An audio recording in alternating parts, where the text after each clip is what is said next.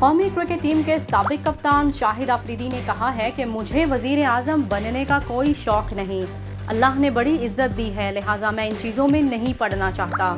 امریکہ میں میڈیا سے گفتگو کرتے ہوئے شاہد آفریدی نے chairman P T I Imran Khan کے گرفتاری پر بات کرتے ہوئے کہا کہ وہی ہونا چاہیے جو اس ملک اور قوم کے لیے بہتر ہو۔ تاہم انہوں نے عمران خان کی گرفتاری اور سزا پر کوئی بھی واضح جواب دینے سے گریز کیا۔ شاہد آفریدی نے کہا کہ سن 1996 سے لے کر سن 2021 تک میں بھی پی ٹی آئی کا حصہ رہ چکا ہوں۔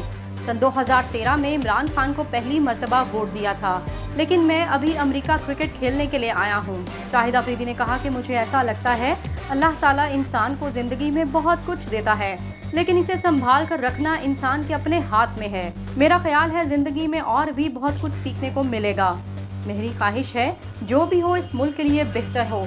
ان کا کہنا تھا اپنی فاؤنڈیشن کے ذریعے جو کچھ ملک کے لیے کر سکا ضرور کروں گا۔ پاکستان اور عوام کی خدمت کرنا سیاستدانوں کا کام ہے جو میں کر رہا ہوں۔ سابق ٹیسٹ کرکٹر کا کہنا تھا انسانیت کی خدمت ایک بہترین عمل ہے، کیونکہ میں ایک ایسے ملک سے ہوں جہاں پریشانیاں بہت زیادہ ہیں، لیکن اس ملک نے مجھے وہ کچھ دیا ہے جس کا میں نے کبھی تصور بھی نہیں کیا تھا۔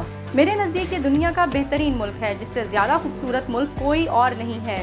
ورلڈ کپ کے لیے پاکستان ٹیم کی بھارت جانے کے پی سی بی کے فیصلے کو شاہد آفریدی نے بہترین فیصلہ قرار دیتے ہوئے کہا کہ کرکٹ اور سیاست کو ایک دوسرے سے علیحدہ ہی رکھنا چاہیے، اور پھر پاکستان نے ہمیشہ مشکل وقت میں بھارت کو سپورٹ کیا ہے۔